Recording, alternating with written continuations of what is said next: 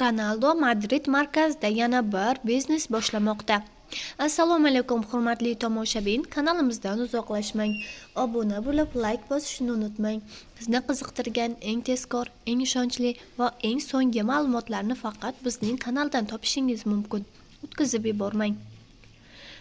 Saudiyaning Al Nasr jamoasi va Portugaliya termasining yetakchisi yulduzi Cristiano Ronaldo futboldan tashqaridagi biznes imperiyasini yana kengaytirmoqda.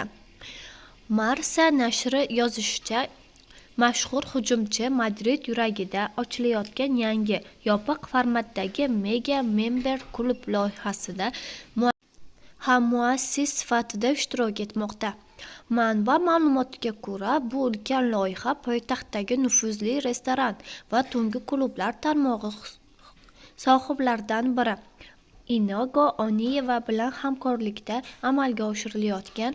Taklif etilayotgan klub maydoni taxminan 1000 kvadrat metr bo'lib, u faqat maxsus ro'yxatdagi a'zolari kirishi mumkin bo'lgan yuqori darajali yopiq maydon sifatida faoliyat yuritadi. Klubning ichki qoidalari ham juda qattiq. Mobil telefonlar, fotoapparatlar va video kameralardan foydalanish mutlaqo taqiqlangan.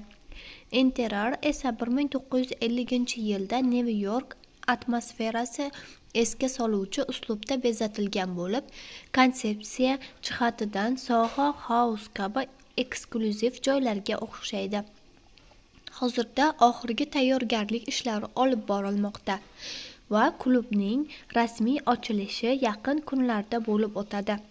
Ochilish marosimiga jahon miqyosidagi ko'plab mashhurlar tashrif buyurishi kutilyapti. Ma'lumot uchun, Ronaldo futboldan tashqaridagi faoliyati bilan ham milliardlab daromad topgan sportchilardan biri hisoblanadi. U Nike, Armani kabi dunyodagi mashhur brendlar bilan yirik reklamaviy shartnomalar imzolagan. Cristiano Ronaldo brendi ostida kiyim-kechaklar, mehmonxonalar, parfumeriya va sport zallarini yo'lga qo'ygan.